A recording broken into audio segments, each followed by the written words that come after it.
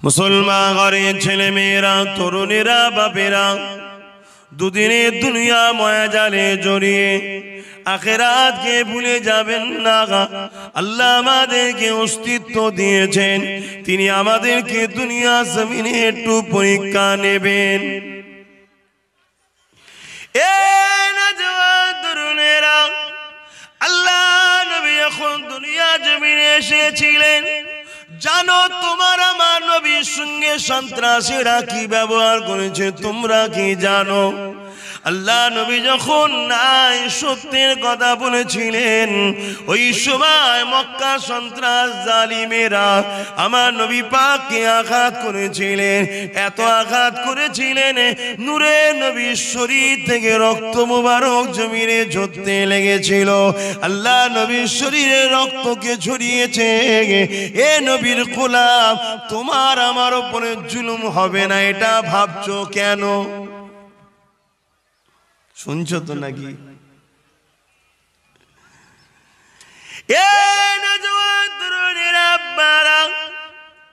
যখন অনেক দিতে চেষ্টা করে আল্লাহ নবীকে কোনোভাবে রুখতে পারল না, ওই সময় মক্কা সন্ত্রাসীরা বসে মিটিং করলো, কি করা যাবে বলো? এক এক করে তো মুহাম্মাদের দিকে লোক বেড়ে যেতে লেগেছে। কে আছো মুহাম্মাদের শির মুবারককে কেটে নিয়ে আসতে পারবে? নাউজুবিল্লাহ মিন জালিক। একটা যুবক উঠে দাঁড়িয়ে বলল, আমি পারবো। কি দেবে? অনেক উট দেওয়া হবে, অনেক ঘোড়া দেওয়া হবে, অনেক সোনাদানা দেওয়া হবে। ওই যুবকটা তখন ঘোড়ার পিঠে করে রওনা দিয়েছিল, যে ছিল খাত্তাবের বেটা উমার। তখন ফারুকও ছিল না রাদিয়াল্লাহু তাআলা আনহু ছিলেন, উমার হযরতও তখন ছিল না। যুবক তরুণ খুনের গরম ঘোড়ার পিঠে করে যেতে লেগেছে। যাবার সময় বলে গেছে 39টা হয়েছে, 40 আর হতে দেবো না। অর্থাৎ নবী পাককে 39 জন সবে মেনেছে, আর 40 হতে দেবো না। কিন্তু আল্লাহর কুদরত বোঝে কে? আমার আল্লাহ জানিয়ে দেয়, জলদি করে যাও উমার, আমি আল্লাহ তোকেই 40 বানাবো। গতকালকে যে আপনার দুশ্মন ছিল, আজ তো আপনার বন্ধু হচ্ছে না, হয়নি এলাকায় ভাই? আমাদেরই সব সময় লাগবে, পরিবর্তন হবে। সব ঘরের ছেলে ঘরে ফিরে আসবে, চিন্তা কিসের? যুবকেরা, তরুণেরা, বাপেরা, মনে রাখবে যুগে যুগে যুগে আল্লাহ পাকের ওয়াহদানিয়তের প্রচার নবীরা করেছে, এবং সাহাবা হুজুরদের উপরে জুলুম অত্যাচার হয়েছে, নবীদের উপরও হয়েছে। আজ তোমার আমার উপরে তো তার তুলনায় কিছুই হয়নি। ইতিহাসের পাতা শোনো, যখন উমার রাস্তা দিয়ে যাচ্ছে তরোয়ালকে নিয়ে, একজন মানুষ খেতিবাড়ি জমিনে চাষ করতেছিল। সে দাঁড়িয়ে যে বলছে, উমার এত ব্যস্ত কোথায় যাচ্ছ, বড় দ্রুত? ওই সময় উমার বলতে লেগেছে, আমাকে রুকুনি ওই আব্দুল্লাহর বেটা মুহাম্মাদের গর্দানটা নিতে যাচ্ছি, কেননা অনেক পুরস্কার পাবো, অনেক অর্থ পাবো। ওই সময় ওই মানুষ বলেছিল, উমার কেন, কি এমন করেছে? এতিমেশিন নবী কাউকে কষ্ট দিয়েছে? না দেয়নি। কারো আমানত ছেড়ে খেয়েছে? না দেয়নি। কাউকে জুলুম করেছে? না করেনি। কাউকে লুটেছে? না লুটেনি। মিথ্যা বলেছে? না বলেনি। দেশের বিরোধী করেছে? না করেনি। বেশরিয়াতি মানুষের উপরে কোনো জুলুম অত্যাচার, নারীদের উপরে অত্যাচার করেছে? না করেনি। তাহলে কেন? ওই সময় বলেছিল, আবু জেল উতবা সাইবা বলছে এমন করে নাকি তার মাথা নিয়ে আসতে পারলে অনেক পুরস্কার দেওয়া হবে। ওমর জানেই না আমার রসুলকে শুধু পুরস্কারের জন্যই ছুটতেছে। আজকের দিনও মানুষ জানে না ইসলামটা কি, শুধু বলছে ওর বিরোধী করলে মাল পাবি তাই ছুটছে। আছে না? না, সে আগেও জানে না কি ঘটছে, আজকেও ছুটছে।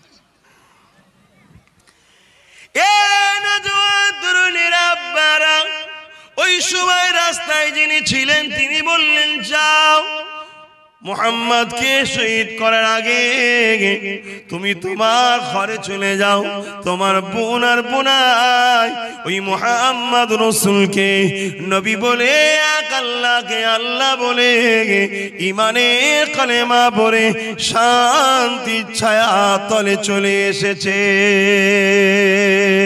উমারের রাস্তাটা ঘুরে গেল, আর রাসূলের দিকে যাচ্ছে না, এবারে বোনের দিকে যেতে লেগেছে। ঘরের বাইরে এসেছে, আওয়াজ দিতে লেগেছে, দরজাখানা খোলো, দরজাখানা খোলো। কিন্তু ভেতর থেকে আওয়াজ আসছে, সূরা তাহা পড়তে লেগেছে। এই আওয়াজ আসতে লেগেছে, যে আওয়াজ উমারের হৃদয়কে ছুঁতে লেগেছে ঠিকই, কিন্তু তখন সে এত রাগান্বিত ছিল, এত মিজাজে ছিল, দরজাটা খুলে দিবার পরে বোন বোনের উপরে এত অত্যাচার করেছে, রক্তাক্ত হয়ে গেছে, পুরো শরীর দিয়ে রক্ত বেরোতে লেগেছে। তথাপিও বোন বোনের জবানে একটাই কথা বেরোয়, ভাই ওমর যত আঘাত করো না কেন, জীবনের শেষ নিঃশ্বাস পর্যন্ত আমরা মুহাম্মদ রাসূলকে ছাড়ব না। আজকের দিনও পৃথিবীর বুকে আমার রাসূলের মান্যওয়ালাদের উপরে জুলুম হচ্ছে। বিভিন্ন দেশে তাদেরকে জেলের মধ্যে নির্দোষ মানুষকে বন্দী করে তাদেরকে অত্যাচার জুলুম করা হচ্ছে। অনেক জায়গাতে কোরআনকে ঘর থেকে কিনে নেওয়া হচ্ছে। অনেক জায়গায় নিরীহ নিরীহ মাদ্রাসার তুলাবা ছাত্রগুলোকে বিভিন্ন আখ্যা দিয়ে বিভিন্ন অবৈধ সংগঠন, সন্ত্রাস জঙ্গি সংগঠনের সঙ্গে সংযুক্ত আছে বলে মিথ্যাভাবে তাদেরকে বন্দী করে জুলুম অত্যাচার আজও হচ্ছে। কেন? একটাই কারণ, পৃথিবীতে একদল মানুষ আছে যারা পাওয়ারের জোরে মানুষের প্রভু হতে চায়, আর ইসলাম মানুষের উপরে জুলুম করাকে হারাম বলেছে। মানুষ একমাত্র এক আল্লাহর দাসত্ব ছাড়া অন্য কারো দাসত্ব করবে না, এটা বলেছে। তাই যেমন রাত্রিরে চাঁদ উঠলে চামচিকে মনে করে নিজের ডানা দিয়ে চাঁদের আলোকে ঢেকে দেব, তাই এরাও মনে করে ইসলামকে আমরা মিটিয়ে দেব গুটি কতককে দমিয়ে দিয়ে। কিন্তু অত সহজ নয়। কেন? ইসলাম কার মনোনীত ধর্ম? জোরে বলুন, ইন্না দীনা ইনদাল্লাহিল ইসলাম।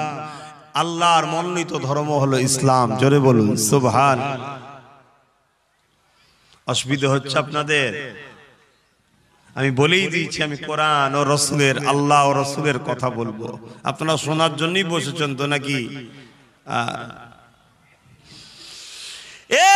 নওজোয়ান তরুণেরা, আব্বারা ও নবী পাকের প্রেমিকেরা, হযরত ওমর যখন এত আঘাত করার পরও বোনার বোনের মুখ থেকে একই কথা শুনছে যে ওমর যতই অত্যাচার করো না কেন, আল্লাহ আল্লাহ রাসূলকে আমরা ছাড়বো না।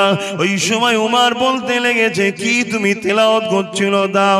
অনেক বড় কথা। লাস্টে বোন তেলাওয়াত করে, বোনাই তেলাওয়াত করে, ওমর শুনতে লেগেছে। শুনতে যখন লেগেছে, শিক্ষা পেতে লেগেছে। যখনই শিক্ষা পেতে লেগেছে, সত্যকে জানতে লেগেছে। এতক্ষণ সত্যকে জানে না বলে বিরোধী করেছিল, যখনই সত্যকে জেনে গেছে তখন বলছে, দেরি করো না, তাড়াতাড়ি আমাকে মুহাম্মাদের কাছে নিয়ে চলো, আমি নিজেকে মুহাম্মাদের গোলামে কদমে কুরবান করতে চাই। বাপেরা, এই আমাদের ঘরে আজ বড় প্ল্যান করে আমাদেরকে আল্লাহ কেন বানিয়েছে, এই শিক্ষা থেকে যেমন সরানো হয়েছে, আমাদের কি করণীয় দরকার এটা জানা থেকে করিয়ে দেওয়া হয়েছে। যখন আজ কেউ আপনাদের কাছে খুলে খুলে কথা বলে, তখন সে যেমন জালিমদের চোখের বিষ হয়ে গেছে। আপনারা যখন সত্যকে দেখে জালিম ছেড়ে দিয়ে ন্যায়ের দিকে ছুটছেন, তখন আপনাদের ঘরও তারা চোখের বিষ মনে করতে লেগেছে। দুনিয়া যা ভাবে ভাবে ভাবুক গে যাক, দুনিয়া যা করে করুক গে যাক, মনে রেখে দেবেন একটা গাছের পাতা লড়ার ক্ষমতা নেই আল্লাহ পাকের বিনা হুকুমে। তাই আমার আল্লাহ যদি আপনার কপালে লিখে রাখে দুনিয়া জমিনে আপনার সঙ্গে ওই রকম ব্যবহারটা হবে যে ব্যবহারটা আম্মা জান সুমাইয়া হুজুরের সঙ্গে হয়েছিল। আম্মা জান সুমাইয়া হুজুরকে জোর করে বন্দি করে নিয়ে যে তার উপরে জুলুম অত্যাচার করা হয়েছিল, তাকে শত শেষে বল্লমের আঘাত দিয়ে তার কলিজা খানাকে বার করে দেওয়া হয়েছিল। কলিজা শরীরে বেরিয়ে গেল, জানটা বেরিয়ে গেল, দেহটা রয়ে গেল ঠিকই, কিন্তু এই রূহ থেকে আল্লাহ আল্লাহ রসুলের প্রেমের আওয়াজ বেরোতে লাগলো। কেননা মৃত্যু হবে, কেউ জ্বরে মরে, কেউ এমন করে স্বাভাবিক কেউ অসুস্থতা ছাড়াও ইন্তেকাল হয়ে যায়, কেউ আবার কাজ করতে গিয়ে অ্যাক্সিডেন্টেও মারা যায়, কেউ পুকুরে ডুবে মরে, কেউ টেনে কেটে মরে, কেউ বিষ পান করে মরে, কেউ গলায় দড়ি দিয়ে মরে, কেউ আবার সন্ত্রাসের সঙ্গে দল করতে গিয়ে সন্ত্রাসের তামামা বাড়াতে গিয়ে সন্ত্রাসের তারিফ করতে গিয়ে সন্ত্রাসী সাম্রাজ্য টিকাতে গিয়ে জান তাদেরও চলে যায়। কেউ আবার নাই সত্য ইনসানিয়াতের সমাজ করার জন্য আল্লাহ আল্লাহ রসুলকে খুশি করার জন্য দুনিয়া থেকে চলে যায়। যেতে সবাইকে হবে, মনে রেখে দিও মৃত্যুটা যেন আল্লাহ আল্লাহ রসুলের খুশির জন্য তবেই তো কামিয়াবি হবে। মৃত্যু তো সবার হবে। আপনার গ্রামে কি মানুষের মৃত্যু হয় না? মুসলিম পাড়াতেও মৃত্যু হয়, অমুসলিম পাড়াতেও মৃত্যু হয়, ভারতেও মৃত্যু হয়, ভারতের বাইরের দেশেও মৃত্যু হয়, মানুষেরও হয়, জীবজন্তুরও হয়। সবটা যেন এক না হয়ে যায়।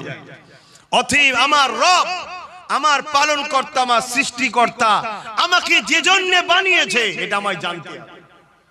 আজকের এই মাহফিলে যারা বসেছেন আপনারা এই মুহূর্তে আপনার রবকে আল্লাহ রব্বুল আলামিনকে খুশি করছেন। জোরে বলুন সুবহানাল্লাহ। এটা আমার কথা নয়, এটা আমার রাসূলুল্লাহর কথা। যে যেখানে হক কথা হয়, সত্য কথা হয়, কোরআনের কথা হয়, দ্বীন ইসলামের কথা হয়, আমি রাসূল আমার কথা হয়, ক্বালা হালাকা যিকর, যেখানে আল্লাহর জিকির হয় ওই জায়গায় যারা গিয়ে বসে তাদের উপরে আল্লাহ রাজি খুশি হয়ে যায়। জোরে বলুন সুবহানাল্লাহ। একটু জোরে বলা যাবে না? আজ এই মুহূর্তে আপনাদের উপরে আল্লাহ রাজি আছে। কিন্তু হায় আফসোস, আমাদের ঘরের ছেলেরা জুয়াতে বসে, গানে বসে, যাত্রায় বসে, ফাংশনে বসে, ফাসেক ফাজেল বেহুদা বেশরিয়াতি লম্পট বাটপার চোর বদমাইশ তাদের কাছে গিয়ে বসে, কিন্তু কোরআন ও সুন্নাহর মাহফিলে বসতে চাই না। আল্লাহ তো আপনাদের নসিব ভালো রেখেছে, এখনো আল্লাহ ভালোবাসে যে আপনারা জান্নাতের বাগানে বসতে পারলেন। জোরে বলুন সুবহান।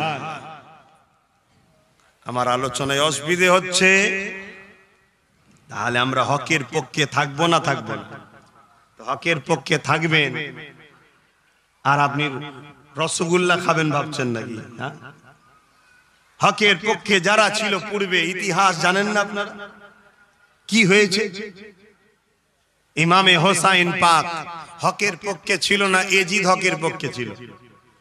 একটু বলবেন না? তা ইমামে হোসাইন পাকের উপরে কি হয়েছিল আপনারা ইতিহাস জানেন না? তাহলে আজ আমরাও যদি হকের উপরে থাকি হবে। তবে আল্লাহ শুকরিয়া আদায় করেন যে আল্লাহ আমাদের ঈমান দেখে পরীক্ষা নিচ্ছে, যাদের ঈমান বড় দুর্বল এদেরকে যদি ইমাম হোসাইনের মতো পুরো পরিবারের 52 জনের লাশ নিজের কাঁধে তুলতে হতো, এরা আর নিজেকে রুকে রাখতে পারতো না। ইমামে হোসাইন পাকের হুজুরের উপরে কি পরীক্ষা আল্লাহ নিয়েছিলেন।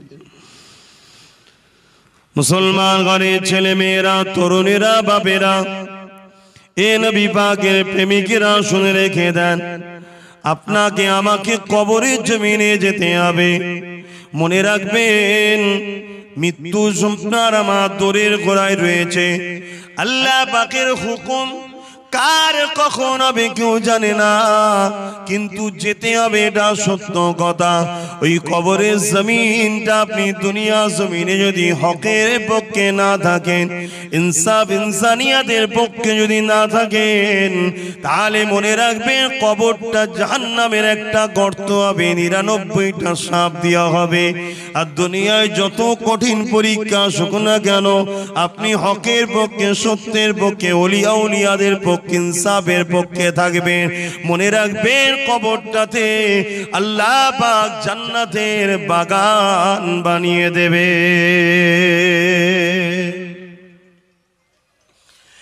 এ নওজওয়ানেরা, দুদিনের দুনিয়ার মায়ায় পড়ে আজ আমরা দেখতে পাই নিজেরা নিজেদের দিনকে মিটাতে লেগেছি।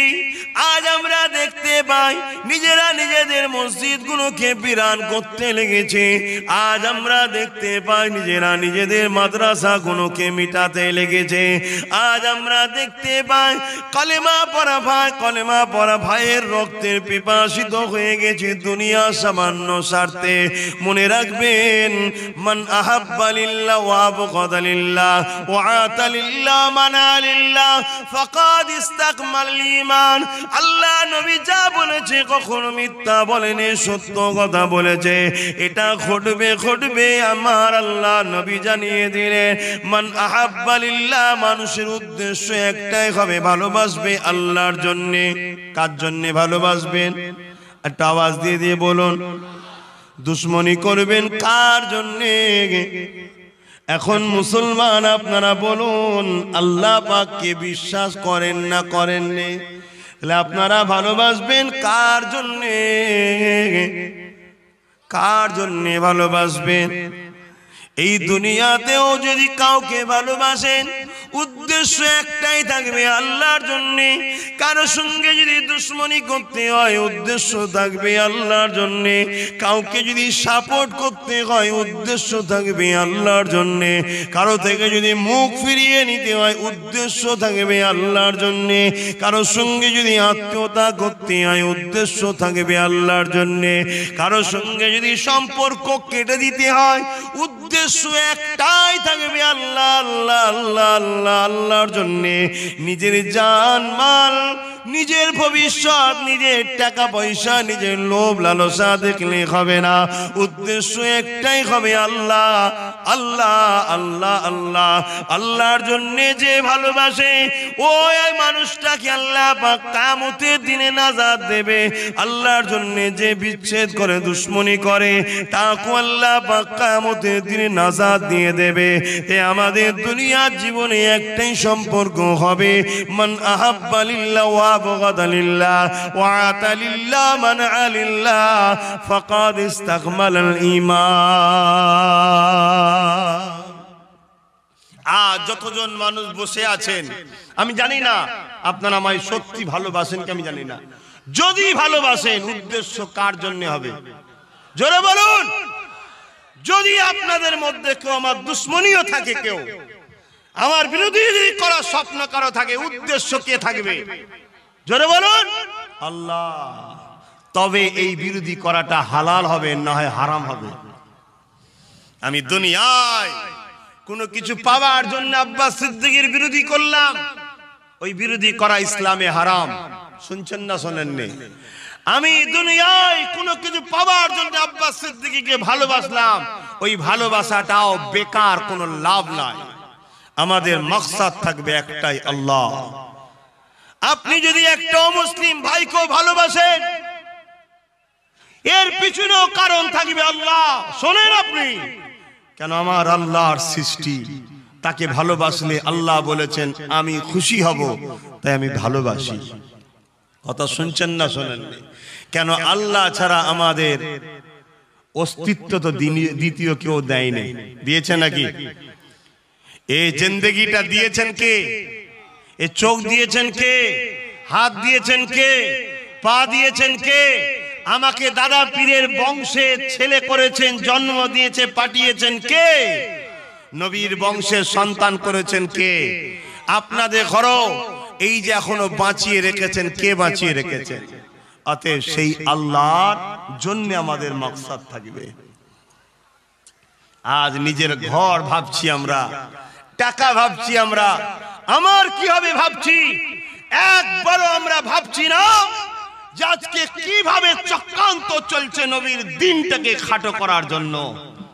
যেখান থেকে রাসূলের দিনের শিক্ষা দেওয়া হয় সেই মাদ্রাসাগুলোকে দীর্ঘদিন ধরে আঘাত দিয়ে আসতেই চলেছে। আজ নতুন করে কোরআনের মাহফিলগুলোকে বন্ধ করার প্ল্যান চলছে না চলে না? জোরে বলুন। কিন্তু আজ আমরা যারা আল্লাহকে ভালোবাসি বলি, আমাদের কিন্তু এই দিকে খেয়াল নাই, আমাদের খেয়াল অন্যদিকে। যাই করে মাকসাদ যেন একটা থাকে, আল্লাহর জন্য। আল্লাহর জন্য যদি আপনি কারো বিরুদ্ধে সংগ্রাম করেন, ওই অবস্থায় যদি আপনি শহীদ ইন্তেকাল করেন, আপনি শহীদের দরজা পাবেন, বেহিসাব জান্নাত পাবেন। জোরে বলুন সুবহানাল্লাহ।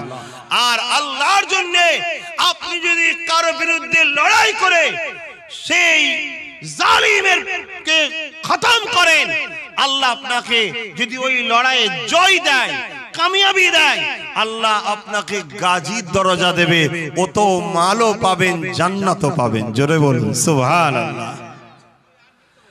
তাই তো বদরের জমিনে যেটা ঘটেছিল আল্লাহর জন্য ওটা হয়েছিল।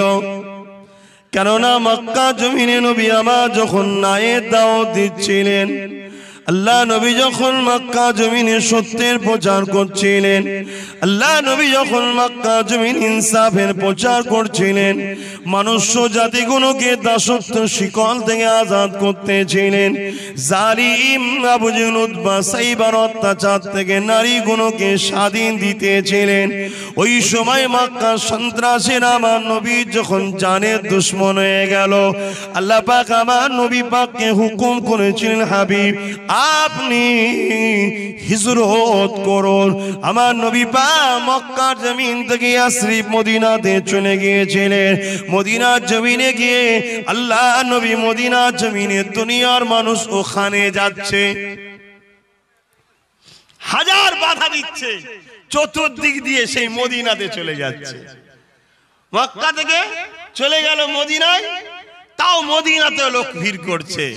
আমার আব্বাজান একটা কথা বলতেন ছোটবেলায়, শোনো তুমি কার বেটা পরের কথা, মধু থাকলে মৌমাছি আসবে।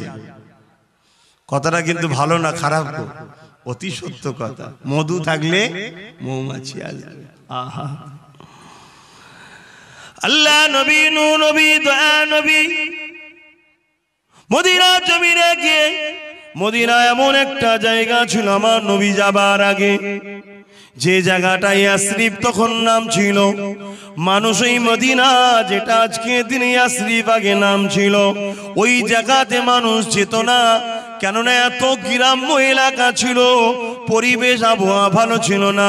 কোনো সেবার দিক দিয়ে, শিক্ষার দিক দিয়ে, ব্যবসার দিক দিয়ে, যোগাযোগের দিক দিয়ে, কোনো দিক দিয়ে মদিনা সুরক্ষিত ছিল না। তাই মদিনার দিকে কেউ যেত না, মদিনাকে কেউ ভালোবাসত না, তাই ইয়াসরিবে কেউ যেত না। আল্লাহ নবী ওই জায়গাতে যখন গেলেন, সাহাবারা বলতে লাগলেন, ইয়া রাসূলুল্লাহ, হাবিবাল্লাহ, আপনি দামেস্কে কেন গেলেন না? আপনি সিরিয়ায় কেন গেলেন না? আপনি মিশরে কেন গেলেন না? আপনি লেবাননে কেন গেলেন না? আপনি তুরস্কে কেন গেলেন না? আল্লাহ নবী বলেছিলেন, এ আমার সাহাবারা, আমি মুহাম্মদকে তো আল্লাহ পাঠিয়েছে যারা ডুবে যাচ্ছে তাদেরকে তুলে সুন্দর সমাজ গড়ে দেওয়ার জন্য। সেই নবীর গোলাম আমাদেরও কাজ। যারা বিপদে পড়ছে, ডুবে যাচ্ছে, তাদেরকে তোলা আমাদের কাজ। আর সেদিনও নবী তুলেছে, বিরোধী হয়েছে জালিম যারা। আজকেও সেই নবীর গোলাম অসহায়কে তুলতে গেলে সেই আবু জেহেলের উত্তরসূরিরা বিরোধী হচ্ছে। এখানে উত্তরসূরি বলতে কি খসলত, ওই খসলত, ওই চিন্তাধারা, লুট, দাঙ্গা, মারপিট, চুরি, ফিতনা, কথা বুঝে আসছে না? আতঙ্ক তৈরি করা। আজ সেদিন আবু জেহেলের খসলতটা ছিল, আজকেও তারা কিন্তু আমাদের বিরোধী হচ্ছে। তাহলে কি আমরা নবীর গোলাম দাবি করব, নবীর উম্মত দাবি করব, কাজ কি বন্ধ করে দেবো নাকি? একটু আওয়াজ দিয়ে বলবেন হ্যাঁ কি না। আমরা কি, আমি আব্বাস সিদ্দিকী কি হক প্রচার হক কাজ করা বন্ধ করে দেবো? আপনারা কি আমাদের পাশে আছেন তো নাকি? আল্লাহকে সাক্ষী রেখে বলছেন তো না শুধু উড়ো আওয়াজ? সাক্ষী রেখে বলছেন। চাপ অনেক আসবে বাপ, বাধা অনেক আসবে। বলছিলাম না একটু আগে, হযরতে বেলাল হুজুরের উপরে কম অত্যাচার হয়নি। অপরাধ কি? মোহাম্মদ রসুলের দিকে ছিল। হযরতে খোবাইব হুজুরের উপরে অত্যাচার কম হয়নি। অপরাধ কি? মোহাম্মদ রসুলের দিকে, হকের দিকে ছিল। হযরতে সালমান ফারসি, আহা কত বয়স্ক মানুষ, কি মার মেরেছে কাবার জমিনে।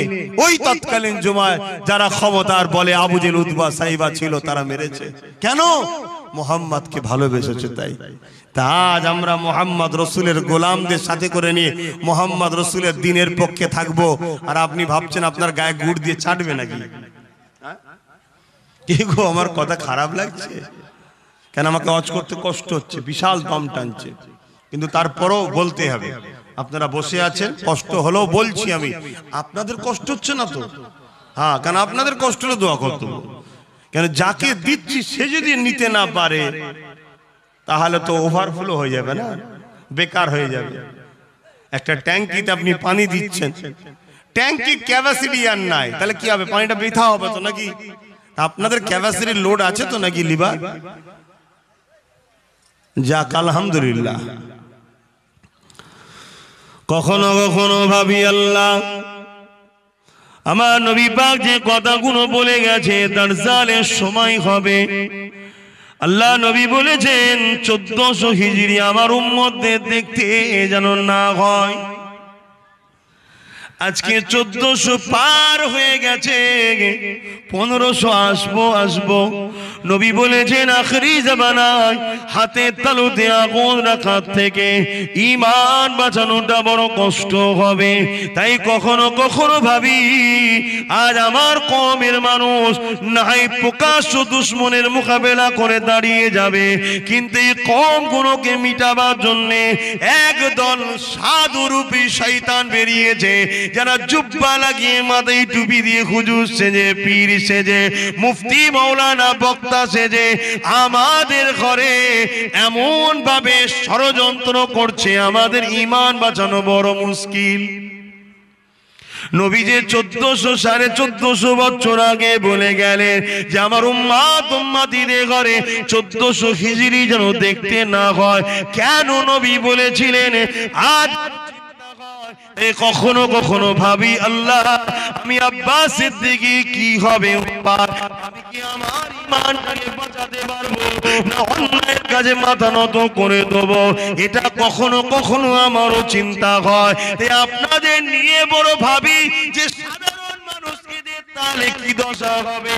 আমি একজন নবী বংশের সন্তান হয়ে, দাদা পীরের আওলাদ হয়ে যদি আমার উপরে এত জুলুম অত্যাচার হয়, তাহলে সাধারণ মানুষগুলোর উপরে ইসলামের শত্রুরা কত জুলুম অত্যাচার করতে লেগেছে ভাবি কখনো কখনো। তবে এখানে একটা খুশি সংবাদ শোনো, আল্লাহ নবী জানিয়ে দিয়েছে আখরি জামানা কেউ যদি ঈমানটাকে বাঁচিয়ে নিয়ে আমি নবী পাকের দ্বীনের পক্ষে যদি দাঁড়িয়ে যেতে পারে, ক্ষমতা থাকলে হাতে অন্যায়ের প্রতিবাদ করবে, যদি হাতে ক্ষমতা না থাকে মুখ দিয়ে প্রতিবাদ করবে, যদি মুখেও ক্ষমতা না থাকে অন্তর দিয়ে যদি অন্যায়কে ঘৃণা করে তাদের থেকে দূরে সরে চুপ করেও যদি থাকে, আমি নবী পাক জানিয়ে দিলাম তার মধ্যে ঈমান আছে, আমি নবীর শাফাআত সে পাবে, কিয়ামতের দিনে সে জান্নাতি হয়ে যাবে। আর এই তিনটের মধ্যে কোনটা যদি না থাকে আমি রাসূল জানিয়ে দিই ঈমানের দানা পরিমাণ তার কাছেও না, সে বেঈমান হয়ে যাবে। মাদ্রাসায় কেউ বলবে সন্ত্রাস হয়, এটা সত্য কথা না মিথ্যা কথা? বলুন বলুন। বোরখা চলবে না, এটা সত্য কথা না মিথ্যা কথা? অন্যায় না ন্যায় কাজ? বলুন বলুন। মসজিদের আযান বন্ধ করতে হবে, এটা অন্যায় না ন্যায় কাজ? গরিবদের ঘরে কৃতদাস দাসী বানানো হবে, বিভিন্ন ভাবে ওদেরকে সমাজ থেকে মূল স্রোত থেকে টেনে নিয়ে পিছনের স্রোতে ফেলে দিয়ে দাস দাসী রাখেল বানানো হবে, রাখাল বানানো হবে। এটা নাই কাজ না অন্যায় কাজ, জোরে বলুন। এই অন্যায় দেখার পরে ক্ষমতা যাদের আছে হাত দিয়ে প্রতিরোধ করবে। এদের ঈমানটা হলো 1 নম্বর ঈমান। নবী বললেন এই অন্যায় গুলো দেখার পরে যদি কেউ মুখ দিয়ে প্রতিবাদ করে এটা 2য় শ্রেণীর ঈমান। নবী বললেন এই অন্যায় গুলো দেখার পরে হাত দিয়েও প্রতিবাদ করার ক্ষমতা নাই, মুখ দিয়েও প্রতিবাদ করার ক্ষমতা নাই, অন্তর থেকে যদি ঘৃণাটাও করে নিতে পারে, জানবে তার মধ্যে ঈমানটা রয়েছে, সে জান্নাতে অবশ্যই যাবে। কিন্তু আজ বড় আফসোস লাগে, আমার কওমের বড় বড় নাম করা বক্তা মৌলভী সাহেব, পীর সাহেব সব অন্যায় দেখার পরও সেই অন্যায়ের প্রতিবাদ মুখ দিয়ে করেনি, হাত দিয়েও রোকেনে, অন্তর দিয়ে ঘৃণাও তো করেনে, উপরন্ত অন্যায়কারীদেরকে পাশে বসিয়ে সমাজে অ্যাড করে। তাহলে সমাজ কোথায় যাবে?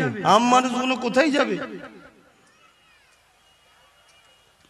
রাসূলের কথা অনুযায়ী ঈমান বলে কিছু নাই, ঈমান বলে কিছু নাই। যদি 3টের মধ্যে কোনো একটা বৈশিষ্ট্য না পাওয়া যায়, এখানে যদি আলেম সমাজ থাকে, আমি যদি হাদিসটা ভুল বলে থাকি আমাকে ঠিকটা শিখিয়ে দেবেন। যদি আজ না শিখাতে পারেন অন্যদিন যদি শিখান তাও শিখিয়ে দেবেন। তবে সবে কিয়ামত পর্যন্ত চ্যালেঞ্জ দিলাম, দুনিয়া জমিনে একদল আলেম থাকবে হকের পক্ষে, আমার চলে যাবার পরও তিনারা কিন্তু চ্যালেঞ্জটা নেবে। এই 3টে কথা মনে রাখবেন। অন্যায় দেখলে হাত দিয়ে প্রতিবাদ করতে হবে, যদি হাত দিয়ে রুকার ক্ষমতা না থাকে মুখ দিয়ে প্রতিবাদ করো, মুখে যদি ক্ষমতা না থাকে হাত দিয়ে প্রতিবাদ করো। এমন করে তাকে অন্তর থেকে ঘৃণা করে তাদের থেকে সরে যাও। এই 3টের মধ্যে একটা বৈশিষ্ট্য যেন তোমার আমার মধ্যে থাকে। শুনছেন তো আব্বারা? আমি বলবো না যে হাত দিয়েই করতে হবে, না, ইসলাম এত কড়া করে দেয়নি। কারণ তুমি কোন জমিনে আছো, কোন জায়গায় বাস করো, কোন পরিস্থিতিতে তুমি আছো তুমি জানো, আমি জানি না। তাই আমার রাসূল সহজ করে দিয়েছে, 3টে অপশন দিয়েছে। নাম্বার 1 ক্ষমতা আছে হাত দিয়ে, নাম্বার 2 ক্ষমতা নেই হাতের, মুখ দিয়ে, নাম্বার 2 মুখেরও ক্ষমতা নেই, বলার মতো ক্ষমতা নেই, অন্তর থেকে ঘৃণা তো করো।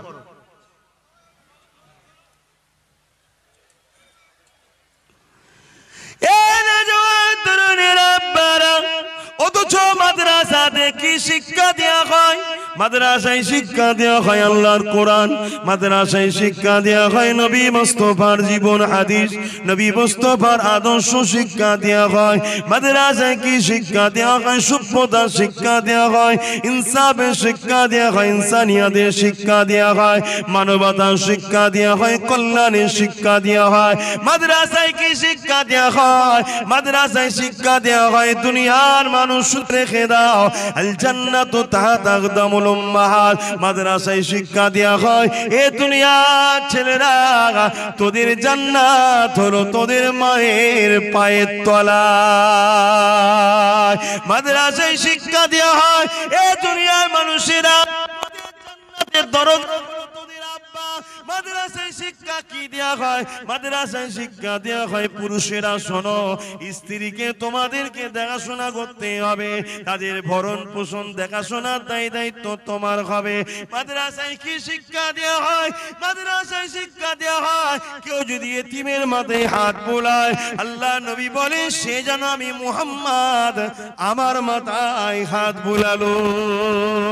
মাদ্রাসায় কি শিক্ষা দেওয়া হয়? কেউ যদি এতিমকে খাওয়ায় সে যেন জানো আমার নবী পাককে খাওয়ালো মাদ্রাসায় কি শিক্ষা দেওয়া হয় কেউ যদি এতিমের পরনের কাপড় দেয় সে আমি মুহাম্মদকে কাপড় দিল আল্লাহ পাক তাদেরকে জান্নাতি লেবাস দান করবে মাদ্রাসায় কি শিক্ষা দেওয়া হয় আল মারহুমা মান আব্বা দুনিয়ায় যে যাকে ভালোবাসবে তার সঙ্গে থাকবে মাদ্রাসায় কি শিক্ষা দেওয়া হয় মাদ্রাসায় শিক্ষা দেওয়া হয় লা ইয়ারহামুল্লাহু মান লা ইয়ারহামুন নাস যে মানুষের উপরে দয়া করে না আল্লাহর দয়া সে পাবে না মুসলিম হোক হিন্দু হোক দলিত হোক সাঁওতাল হোক বাগদি হোক মানুষ মানুষ মানুষ যে মানুষের উপরে দয়া করবে আল্লাহর দয়া সে পাবে তোমার সামনে একটা মুসলিম গরিব এসেছে ক্ষুধার্ত রয়েছে তুমি তার ক্ষুধার্ত নিবারণ করো আল্লাহ তোমাকে জান্নাতি খানা খাওয়াবে তোমার সামনে একটা মুসলিম বোন এসেছে ভাই এসেছে তারপর ওনার কাপড় শীতের কাপড় দাও আল্লাহ তোমার ইজ্জত সম্মানকে বাড়িয়ে দেবে তোমার সামনে একটা মুসলিম গরিবের ছেলে এসেছে পড়াশোনা করতে চাই তোমার অর্থ আছে তাকে দাও সেই পড়াশোনা করবে আল্লাহ তোমার উপরে খুশি হবে এক কথায় মাদ্রাসাতে আমার আল্লাহর দ্বীন ইসলামে শিক্ষা দেওয়া হয় ইসলাম মানে শান্তি এই মাদ্রাসার যারা বিরোধী করে কোন অংশে এরা জালিম বা জালিমদের দলভুক্ত নয় এটা আপনারা কেউ অস্বীকার করেন কথা বলুন তাহলে যারা এই মাদ্রাসার বিরোধী করে তারা জালিম সেই জালিমদের ক্ষমতা থাকলে হাত দিয়ে রোকো ক্ষমতা হাতে নাই মুখ আছে মুখ দিয়ে রোকো মুখে ক্ষমতা নেই তাদেরকে অন্তর থেকে ঘৃণা করো এইটুকু তো থাকা দরকার রে বাবা কিন্তু আমাদের ঘরে ছেলেদের ঘরে কি দেখছি মাদ্রাসার দুশমনদের ঘরে আমরা শক্তিশালী করে তুলছি মাদ্রাসার দুশমনদেরই আমরা বাহবা দিচ্ছি মাদ্রাসার দুশমনদেরই মুখের সামনে বসে আছি মাদ্রাসার দুশমনদের দিকে আমরা তাকিয়ে থাকি মাদ্রাসার দুশমনদের ডাকেতেই আমরা সাড়া দিই অথচ বলি আমরা নবীর উম্মাহ লজ্জা লজ্জা লজ্জা আর আপনাদের আম মানুষকে কি বলবো আমাদের মতো বড় বড় মাওলানা বক্তারা সব যে বসে আছে মাদ্রাসার দুশমনদের সাথে কত জায়গায় খোঁজ নিয়ে দেখুন মাদ্রাসার সম্পদগুলোকে লুটে পুটে সব খেয়ে শেষ করে দিচ্ছে কত জায়গায় দেখুন একটা ভালো জায়গা অনেক দামি সম্পদের উপর হয়তো মাদ্রাসা হয়েছে বড় প্ল্যান করে মাদ্রাসাকে ভেঙে দিয়ে ওই জায়গাটাকে প্রমোটিং করার প্ল্যান হচ্ছে অনেক জায়গায় আমার কথা কি আপনারা বেজার হচ্ছে আপনাদের মহল্লায় যে আজানটা হয়ে যাক চারটে বন্ধু মাহফিল হবার কথা নাগে ছাড়া সাল্লি আলা সাইয়্যিদিনা মাওলানা মুহাম্মদ ওয়া আলা আলি সাইয়্যিদিনা বা ভাইরা ইসলাম ধর্মের আলোচনার মাহফিল তাই তো নাকি তো মসজিদ মাদ্রাসা বাদ দিয়ে কি ইসলাম ধর্ম নাকি তাহলে মসজিদ মাদ্রাসা কোরআন হাদিসের আলোচনা হবে না হবে না তাই মাদ্রাসার উপরে জুলুম হচ্ছে এটা সত্য না মিথ্যা মাদ্রাসাকে অবহেলা করা হচ্ছে না হয়নি মাদ্রাসাকে বুলডোজার দিয়ে ভাঙা চক্রান্ত চলছে না চলেনি বুলডোজার দিয়ে মাদ্রাসা ভাঙা হচ্ছে না হয়নি কিছু কিছু জায়গায় মাদ্রাসা শিক্ষক নিয়োগ বন্ধ করে দিয়ে নীরবে হত্যা করা হচ্ছে না হয়নি অতএব যে বুলডোজার দিয়ে ভাঙছে সেও যেমন মাদ্রাসার দুশমন আর যে শিক্ষা নিয়োগ বন্ধ করে দিয়ে মাদ্রাসাকে নীরবে হত্যা করছে সেও মাদ্রাসার দুশমন আর মাদ্রাসার দুশমনকে যে আপন মনে করে যে আমাদের দরদিনী সে দুনিয়াতেও জাহান্নাম তার উপরে আল্লাহ দেবে আখিরাতেও তাকে জাহান্নাম খাটতে হবে শুনছেন না শোনেন অতএব বাপ তোমাকে আমাকে আল্লাহ সৃষ্টি করেছে নাই সত্যের পক্ষে মুহাম্মদ রাসূল যে রাস্তা রেখে গেছে রাস্তার উপর চলতে হবে এটা আমার ধর্মীয় কথা তাই ধর্মীয় মাহফিলে এসে ধর্মীয় কথা আপনাদেরকে শিখালাম কথা বুঝে আসছে না নাই আমি আমার ধর্মের মানুষদের ঘরে এটা শিক্ষা দেবো যে বাবা সাপ খাওয়া হারাম সোর খাওয়া হারাম গরুর গোশত খাওয়া খাসি খাওয়া বকরি খাওয়া হালাল কথা বুঝে আসছে না নাই উট কি বলে দুম্বা খাওয়া হালাল বাবা খবরদার সুদ খেও না মদ খেও না এগুলো হারাম ঠিক না বেটি এখন মদ কোম্পানি যদি খেপে যায় আমার কিছু করার আছে? কেন আমি তো ধর্ম প্রচার করতে এসেছি। তাহলে এই দেশে যদি সবার ধর্মীয় প্রচারের স্বাধীনতা থাকতে পারে, কারো ধর্মের প্রচারে অসুবিধা হলো না, আর ইসলাম ধর্মের প্রচারে সমস্যা হচ্ছে কেন? তাহলে আমাদের কি বোঝা দরকার নাই যে ক্ষমতার জোরে সেদিন যেমন আবু জেহেল ইসলাম ও নবীর উপরে আঘাত করেছিল, আজও ক্ষমতার আসন দিয়ে ক্ষমতার জোরেই আমার ইসলাম ও কোরআনের উপরে, আমার মসজিদ মাদ্রাসার উপরে আঘাত করছে, ঠিক না বেঠিক? কিন্তু দুঃখ কোন জায়গায়? যারা আঘাত করছে এটা নিয়ে দুঃখ না, এটা নিয়ে দুঃখ নয়, কারণ এটা নতুন জিনিস নয় তো আমাদের কাছে। আমরা দেখেছি হতভাগা আকবরকেও দেখেছি, ইসলামের বিরুদ্ধে ছিল, কোরআনের বিরুদ্ধে দ্বীনে ইলাহি বার করেছিল। এটা নিয়ে আমাদের দুঃখ নয়, আমাদের দুঃখ হলো ওই সকল মানুষগুলোকে দেখে যারা বলে আমি নবীর উম্মত, আমি এক আল্লাহ মানি, আমি মুসলমান। তারাই আবার পরক্ষণে দুনিয়ার সামান্য স্বার্থের জন্য, সামান্য যে স্বার্থকে ধ্বংসের দিকে নিয়ে যাচ্ছে জানে না, সেই সামান্য স্বার্থের জন্য এরা এই সকল ইসলামের দুশ্মনদের ঘরেই আবার বাহবা দেয়, সাবাসি দেয়, এদেরকে উঁচু পিড়ে দিবার জন্য এরা ব্যস্ত হয়ে যায়। এই দৃশ্যটা দেখে আমাদের বুকটা ভাঙে। কারা? আমরা বলতে কারা? যারা উলামায়ে হক, আলেমদের মধ্যে দুটো দল আছে। কটা দল আছে জানেন? কটা? দুটো। আমি বলছি না, আমার রসুল বলছে। একটা হলো বেহিসাব জান্নাতে যাবে যারা উদ্দেশ্য রসুলের দ্বীনের পক্ষে, আল্লাহর পক্ষে, তারা বেহিসাব জান্নাতে যাবে। শুধু তারা যাবে না, দুনিয়ায় তাদের মিশনে, তাদের সংগ্রামে, তাদের কর্মকাণ্ডে, তাদের লড়াইয়ে যারা যারা শামিল হবে, কিয়ামতের দিন তাদেরকেও ওই আলেমে হকদের সঙ্গে আল্লাহ জান্নাতি করবে। জোরে বলুন সুবহানাল্লাহ। কারা? যারা দুনিয়ার জমিনে এমন কর্মকাণ্ড করেছে জাহান্নামে যাওয়ার জন্য উপযুক্ত, কিন্তু আলেমে হাক্কানীদের সঙ্গে সম্পর্ক থাকার জন্য, আলেমে হাক্কানীদের খাতিরে আল্লাহ তাদের পাপকে ঢেকে দিয়ে জান্নাতি করবে। জোরে বলুন সুবহানাল্লাহ।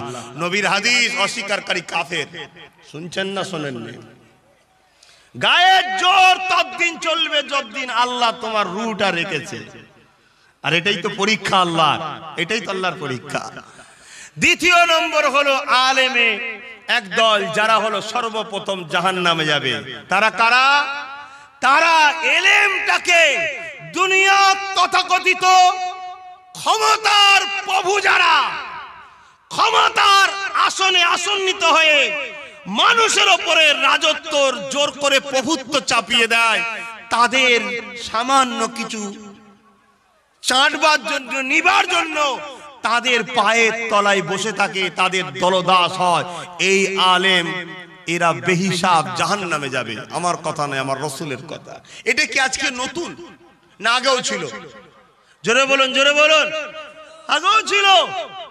পৃথিবীর বিখ্যাত একজন ব্যক্তি যিনার নাম হলো হযরতে, যিনি নামটা ভুলে যাচ্ছি, পৃথিবী বিখ্যাত একজন মানুষ, মসজিদে আকসাকে যিনি জালিমদের হাত থেকে উদ্ধার করেছিলেন। আপনারা নাম জানেন? কেউ জানেন বলুন? হযরতে সালাউদ্দিন আইবি রাহমাতুল্লাহ আলাইহি। জগৎ বিখ্যাত একজন ওলি ছিলেন, জগৎ বিখ্যাত আল্লাহ ওয়ালা, আল্লাহর ওলি বান্দা ছিলেন, তাহাজ্জুদ গুজার বান্দা ছিলেন, নবী পাকের উপরে দরুদ পড়া বান্দা ছিলেন। এরকম একজন মহামানব, তিনি মসজিদে আকসাকে সন্ত্রাসদের হাত থেকে উদ্ধার করলেন। এই উদ্ধার করার পর সবাই আনন্দ করছে। সালাউদ্দিন আইবি হুজুর মন খারাপ করে তিনি তেনার ঘরে বসে আছেন। তেনার সাথী সঙ্গীরা জিজ্ঞেস করছে, হুজুর এত বড় আনন্দের দিনে আপনি মন খারাপ করে আছেন কেন? সালাউদ্দিন আইবি বললেন, আমার সমাজে একদল ছদ্মবেশী, দাড়িওয়ালা, টুপিওয়ালা, সাধুরূপী শয়তান রয়েছে, যারা সামান্য অর্থের জন্য আল্লাহ দ্বীনকে এই সন্ত্রাসদের কাছে বিক্রি করে, অপমানিত করে, পদদলিত করে। তারা যদি থেকে যায়, আমার ভয় হয় খুব শিগগিরই মসজিদে আকসাকে আবার বিক্রি করবে। কথা বুঝে আসছে না? নাই এই কয়েকদিন আগে, এই মাসেরই একটা দিন চলে গেল, কয়েকদিন আগে আমার ভারতের আল্লাহর এক ঘর বেইনসাফ হলো, ইনসাফ পেল না, জানেন না? জানেন না? ওটা কি ভাবছেন এমনি নাকি? তথাকথিত এই দুনিয়াদার আজকের কিছু এই রকম আলেম সমাজ মুনাফেক আছে, তাদের জন্যই কিন্তু এই জিনিসটার ক্ষতি হয়েছে। তো সেই দিনেতে হযরতে সালাউদ্দিন আইবি হুজুর একটা টিম তৈরি করলেন। সেই টিম ছড়িয়ে দেওয়া হলো, তারা প্রতিটা মসজিদের ইমামদের কাছে যেতে লাগলো, মুফতিদের কাছে, আলেমদের কাছে, বড় বড় গদি দিয়ে খানকায় বসে আছে বড় বড় পীর সাহেব, বড় বড় পীর সাহেব যার লাখ লাখ মুরিদ আছে, এরকম লোকের কাছে ছেড়ে দেওয়া হলো। হওয়ার পরে দেখা যাচ্ছে 3000 এমন আসামিকে ধরে এনেছে সৈন্যরা, ওই গোয়েন্দা ডিপার্টমেন্ট। কত? 3000। তার মধ্যে বড় বড় সব মুহাদ্দিস আছে, মুফাসসির আছে, বড় বড় পীর আছে, ফকি আছে, ইমাম আছে, দরবেশ সেজে ঘুরে বেড়ায়। এরকম 3000 কে কতল করলেন সালাউদ্দিন আইবি। কেন? যাদের বাইরেটা ছিল মোহাম্মদ রসুলের, ভেতরটা ছিল আল্লাহর দ্বীনকে বিক্রি করার জন্য নবীর দ্বীনের দুশমনদের সঙ্গে মালপানি সওদা করত। তা আজকের দিনে এরকম আছে না নাই? আজকে বেড়েছে না কমেছে? আপনাদের ঘরে একটু শক্ত হাতে বুঝে চলতে হবে। কেন আমার নবী আজ মদিনার জমিনে তোমার আমার জন্য কাঁদছে, ইয়া রাব্বি হাবলি ইয়া উম্মতি, ইয়া উম্মতি, ইয়া উম্মতি করে কাঁদছে। নবী আজও তোমার আমার জন্য কাঁদছে, আল্লাহ আমার উম্মতদের কি হবে, উম্মতদের কি হবে। নবী চলে যাওয়ার সময় 3টে জিনিস রেখে গেল, উম্মতদেরকে লক্ষ্য করে বলে গেল, উম্মতেরা এই 3টেকে মজবুত করে ধরে রাখবি, দুনিয়াতেও তোদের অসুবিধা হবে না, আখিরাতে আমি নবীর শাফাত পাবি। 3টে কি? নাম্বার 1 কিতাবুল্লাহ, আল্লাহর কোরআন। নাম্বার 2 সুন্নতে রাসূলি, আমি নবী আমার সুন্নাত। 3 নম্বর হলো আহলে বাইতি, আমি নবী আমার পরিবার, আমার বংশধর, আমার খানদান। এই 3টেকে ধর। যে নবী সারা জীবন তোমার আমার জন্য কেঁদেছে, আজও কাঁদছে রওজা মুবারকে, সেই নবীর দ্বীনের জন্য তোমাদের কাছে সময় আছে না নাই?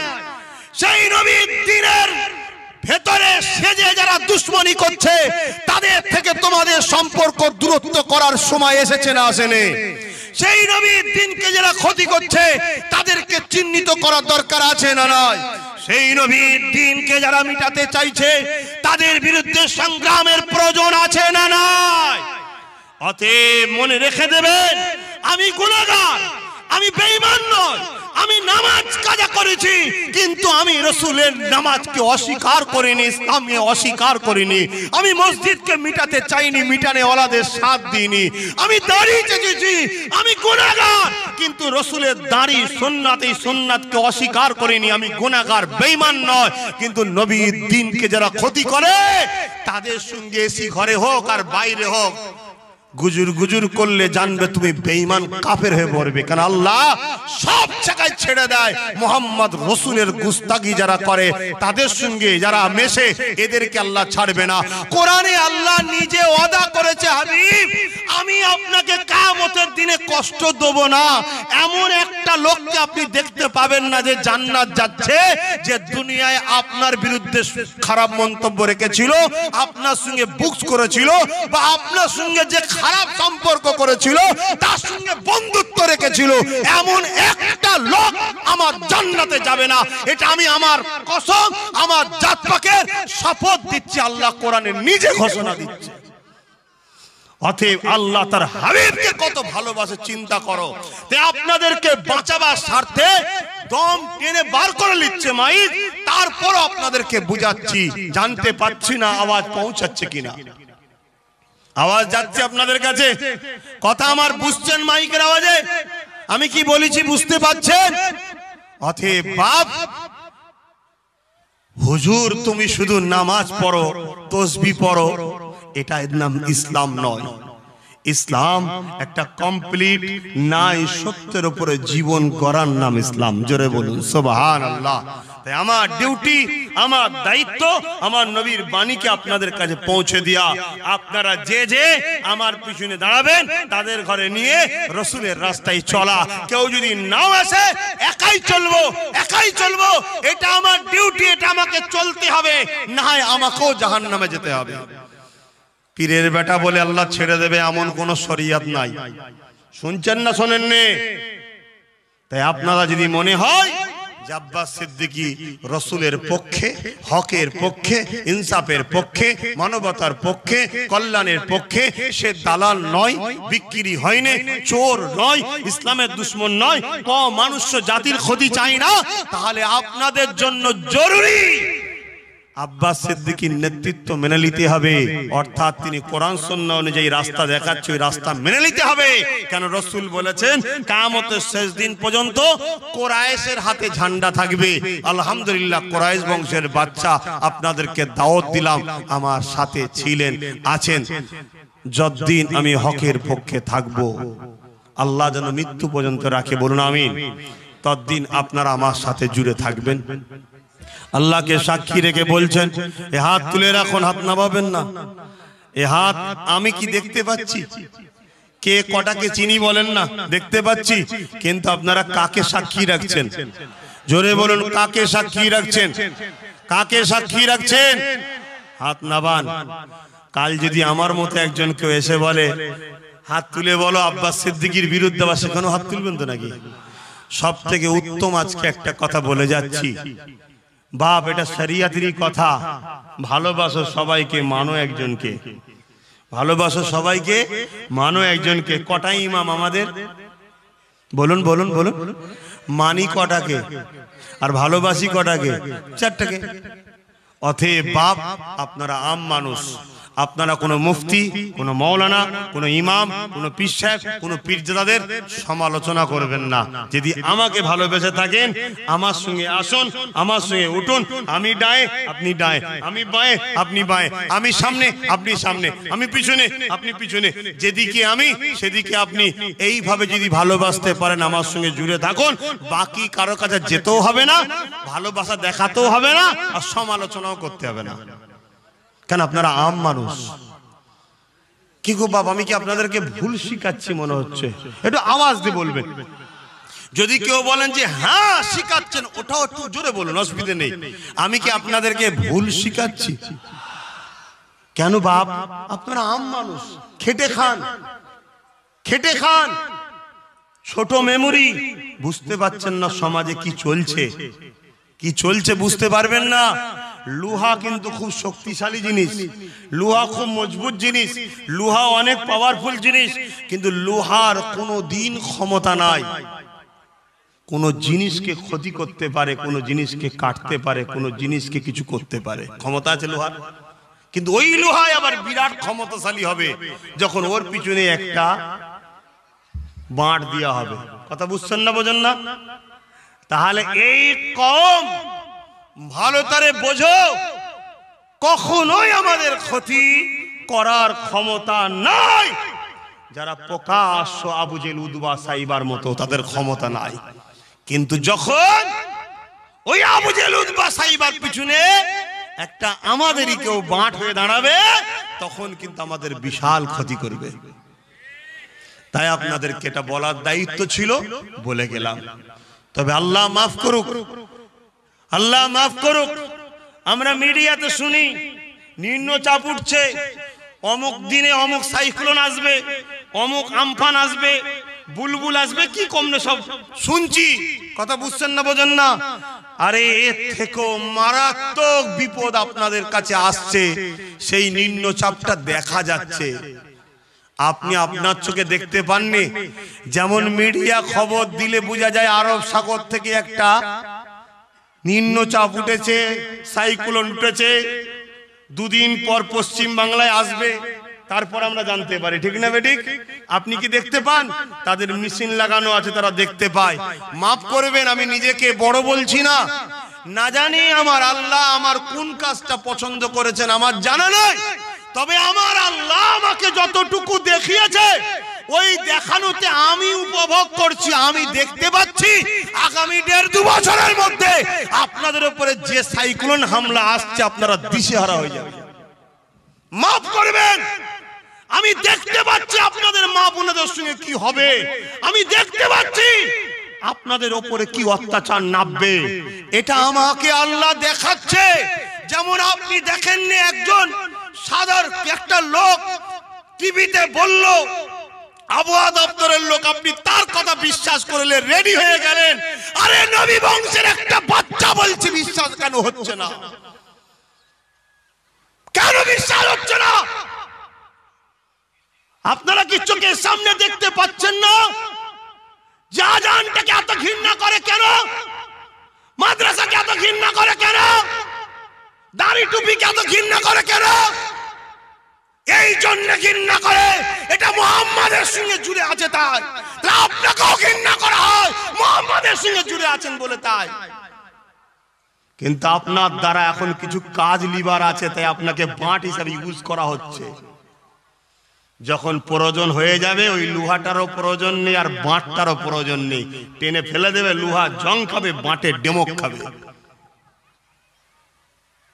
আমিও এসব কথা না বলে দুটো কথা বলে চলে যেতে পারতাম, কিন্তু কিয়ামতের দিন আল্লাহর কাছে ধরা পড়তে হবে আমাকে। তোকে আমি জানিয়েছিলাম, তোকে আমি দেখিয়েছিলাম, কেন তুই সমাজটাকে সজাগ করলি না? কে পরিবর্তন হবে না হবে সেটা আমি বুঝে নেব, তুই কেন সজাগ করলি না? তাই আমি বলে যাই, ইসলামকে ঘৃণা যারা করে, ইসলামকে অপছন্দ যারা করে, তারা ইসলামের ঘরে সন্তানদের ঘরেই অপছন্দ করে। তুমি যতই মডার্ন সাজতে চাও, এই ভারতবর্ষে রিসেন্ট ঘটে গেল না, একজন কোরআনের বিরুদ্ধে কেস করেছিল, জানেন না? জানেন না? শত শেষে সে ইসলাম থেকে বেরিয়ে গেল। শত শেষে কি হলো? বেরিয়ে যাওয়ার পরও তার মর্যাদা পেল না। কেন? তার কোন একটা দিন ইসলামের সঙ্গে সম্পর্ক ছিল, তাই বেরিয়ে যাওয়ার পরও তার আশ্রয় নেই। তুমি কি ভাবছো আমি নামাজও ছেড়ে দেবো, রোজাও ছেড়ে দেবো, মডার্ন হয়ে যাবো? আরে বাঁচতে পারবে না, বাঁচতে পারবে না। তোমাকে ঘৃণা করা হবে। তোমার চোখের সামনে তো প্রমাণ হলো। জানেন না, একজন বেরিয়ে গেছে ইসলাম থেকে। খবর রাখো না রাখো, মোবাইল গুনলে কি করো?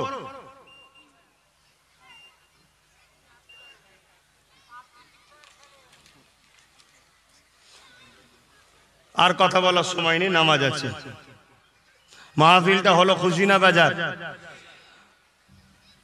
ছেলেগুলোর পাশে আপনারা আছেন না নেই? মাহফিলে একটু খরচ আছে, দান করলে সওয়াব হয় না গুনাহ হয়? 10, 20, 50, 100 যার যা খুশি দেন। আর বিসমিল্লাহ শরীফের সঙ্গে 11 বার দরুদ শরীফ, 3 বার সূরা ফাতিহা, 10 বার সূরা ইখলাস তেলাওয়াত করেন।